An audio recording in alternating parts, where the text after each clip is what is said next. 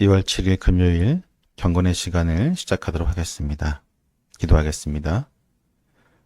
매일의 삶 속에서 거룩함으로 부르시는 하나님, 오늘 이 시간 저희가 하나님의 말씀 앞에 나아갑니다. 우리의 마음을 열어주시고 주님의 뜻을 깨닫는 지혜를 허락하여 주옵소서. 사무엘이 사울을 만났던 그 순간처럼 우리도 하나님의 부르심 앞에 서 있습니다. 우리의 시선을 높게 들게 하시고 하나님의 계획을 신뢰하는 믿음을 주옵소서. 말씀을 통해 우리의 삶을 새롭게 하시고 부르심에 순종하는 자로 세워 주시옵소서. 예수님의 이름으로 기도드립니다. 아멘. 사무엘상 9장 17절에서부터 25절 말씀을 보겠습니다. 같이 읽겠습니다. 사무엘이 사울을 볼 때에 여호와께서 그에게 이르시되 보라, 이는 내가 내게 말한 사람이니 이가 내 백성을 다스리리라 하시니라. 사울이 성문한 사무엘에게로 나아가 이르되 선견자의 집이 어디인지 청하건대 내게 가르치소서 하니, 사무엘이 사울에게 대답하여 이르되 내가 선견자이니라. 너는 내 앞서 산당으로 올라가라. 너희가 오늘 나와 함께 먹을 것이요 아침에는 내가 너를 보내되 내 마음에 있는 것을 다 내게 말하리라. 사흘 전에 일은 내 암나귀들을 염려하지 말라. 찾았느니라. 온 이스라엘이 사모하는 자가 누구냐? 너와 내 아버지의 온 집이 아니냐 하는지라. 사울이 대답하여 이르되 나는 이스라엘 지파의 가장 작은 지파 베냐민 사람이 아니니이까. 또 나의 가족은 베냐민 지파 모든 가족 중에 가장 미약한지 아니하니이까. 당신이 어찌하여 내게 이같이 말씀하니이까 하니, 사무엘이 사울과 그의 사환을 인도하여 객실로 들어가서 청한 자 중 상석에 앉게 하였는데 객은 30명 가량이었더라. 사무엘이 요리인에게 이르되 내가 내게 주며 내게 두라고 말한 그 부분을 가져오라. 요리인이 넓적다리와 그것에 붙은 것을 가져다가 사울 앞에 놓는지라. 사무엘이 이르되 보라, 이는 두었던 것이니 내 앞에 놓고 먹으라. 내가 백성을 청할 때부터 너를 위하여 이것을 두고 이 때를 기다리게 하였느니라. 그날에 사울이 사무엘과 함께 먹으니라. 그들이 산당에서 내려 성읍에 들어가서는 사무엘이 사울과 함께 지붕에서 담화하고. 아멘. 세대가 바뀌는 순간은 언제나 큰 의미가 있습니다. 구세대와 신세대가 만날 때 우리는 역사 속에서 중요한 전환점을 보게 됩니다. 과거를 대표하는 인물이 미래를 책임질 새로운 인물을 만나게 되는 그 순간, 하나님의 계획과 인도하심이 나타나게 됩니다. 17절에서 사무엘이 사울을 처음 보았을 때 하나님께서는 즉시 사울을 가리키며 이 사람이 내 백성을 다스릴 자라고 말씀하여 주셨습니다. 사무엘은 이스라엘을 하나님께로 이끌어온 마지막 사사이며 선지자로서 한 시대를 마무리하는 역할을 맡고 있었습니다. 반면 사울은 이스라엘의 왕정 시대를 열어갈 첫 번째 왕으로 세워질 사람이었습니다. 이 만남은 하나님께서 준비하신 극적인 연출이었습니다. 구세대와 다가올 새로운 시대의 교차점이었습니다. 사무엘은 오랜 경험과 하나님과의 깊은 교제를 통해 이스라엘을 인도해 왔지만 이제는 하나님께서 새로운 지도자를 세우시는 순간이 되었습니다. 사울은 아직 자신이 무엇을 하게 될지 모르는 상태였지만 하나님의 계획은 이미 진행되어 가고 있던 것입니다. 사울이 도착하기 전날 하나님은 사무엘에게 사울의 사명에 대해서 말씀해 주셨습니다. 그가 이스라엘을 블레셋 사람들의 손에서 구할 자라고 하는 것이었습니다. 사무엘은 그를 이스라엘의 백성 지도자로 세우라는 명령을 받았습니다. 여기서 왕이라는 개념이 사용되지 않고 지명된 자라고 하는 개념이 사용되었습니다. 그것은 바로 왕정 제도를 기존의 사사 제도와 연결하려는 하나님의 의도가 반영된 것입니다.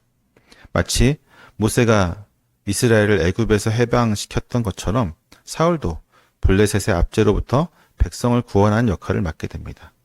하나님은 사울을 통해 이스라엘 백성의 부르짖음을 응답하셨고 사무엘을 통해 사울을 예비하셨습니다.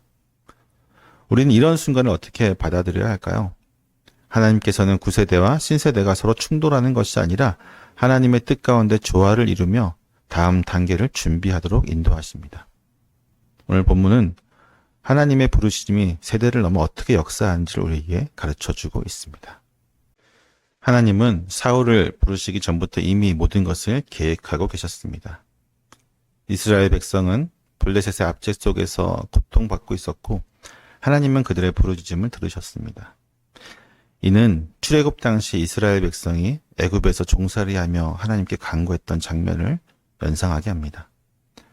하나님께서는 모세를 세워 이스라엘을 애굽에서 구원하셨던 것처럼 이제는 사울을 통해 이스라엘을 블레셋의 손에서 구원하시려고 준비하고 계십니다. 이 가정에서 강조되는 것은 바로 하나님의 신실하심입니다. 하나님은 그분의 백성을 잊지 않으시고 그들의 부르짖음에 응답하시는 분이십니다. 또한 왕정의 도입이 단순히 정치적인 변혁이 아니라 하나님의 언약 공동체를 보호하시고 구원하기 위한 계획 속에서 이루어지고 있음을 보여줍니다. 사울은 단순한 왕이 아니라 또한 단순한 통치자가 아니라 하나님의 뜻을 이루는 도구로 선택되어진 것입니다. 그러나 이러한 사울의 부름에는 사명이 따르고 있습니다. 하지만 그가 이 사명을 감당하기 위해서는 먼저 마음이 준비되어야만 했습니다. 사울이 사무엘을 찾아왔을 때는 잃어버린 나귀들 때문에 그의 생각이 매우 복잡하였습니다. 사무엘은 사울의 마음이 어디에 있는가를 알고 있었습니다. 성경에서 마음은 단순한 감정의 영역이 아니라 인간의 사고, 의지, 그리고 신앙의 중심을 의미합니다. 사무엘은 사울의 마음이 단순한 일에 갇혀있지 말고 하나님이 맡기신 큰 사명을 품도록 인도하는 역할을 맡았던 것입니다. 이것은 우리의 신앙에서도 동일하게 적용됩니다. 우리는 종종 일상의 걱정과 사소한 문제들로 인해서 하나님의 큰 계획을 보지 못할 때가 있습니다. 그러나 하나님께서는 우리가 작은 것에 얽매이지 않고 하나님의 나라와 그분의 뜻을 바라보기를 원하십니다. 우리의 마음이 어디에 집중되어 있는가를 따라 우리의 믿음과 사명이 결정되어지는 것입니다. 사무엘은 사울에게 온 이스라엘이 사모하는 자가 너와 내 아버지의 집이 아니냐라고 말합니다. 그러나 사울의 반응은 의외였습니다. 그는 자신이 베냐민 지파 중에서도 가장 미약한 가문 출신이라고 말하면서 겸손한 태도를 보이고 있습니다. 이러한 반응은 모세와 기드온의 부르심과 유사합니다. 사울은 자신이 감당할 수 없는 큰 사명을 받았다고 느꼈습니다. 게다가 베냐민 지파는 사사기 마지막 부분에서 이스라엘 연합군에 의해 거의 멸종 위기에 처했던 약한 지파였습니다.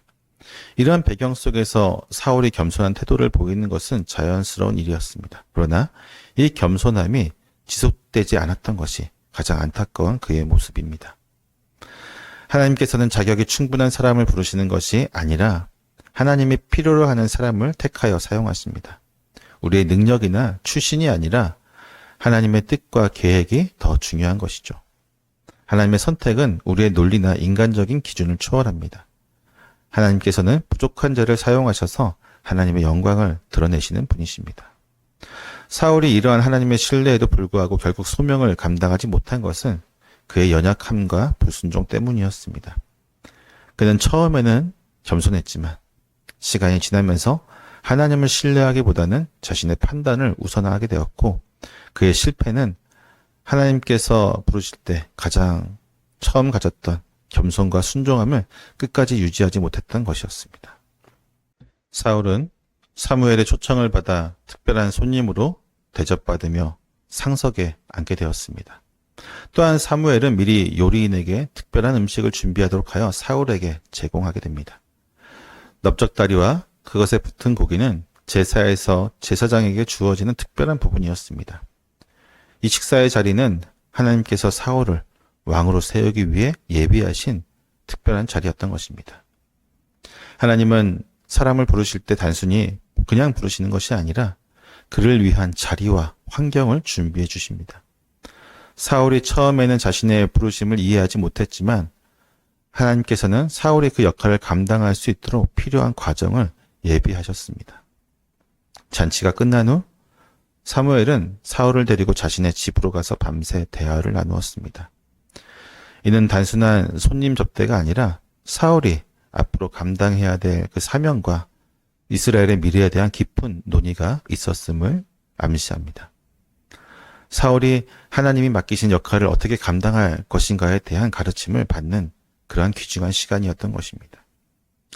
이처럼 하나님께서는 우리가 사명을 감당할 수 있도록 필요한 자리와 환경을 준비하십니다.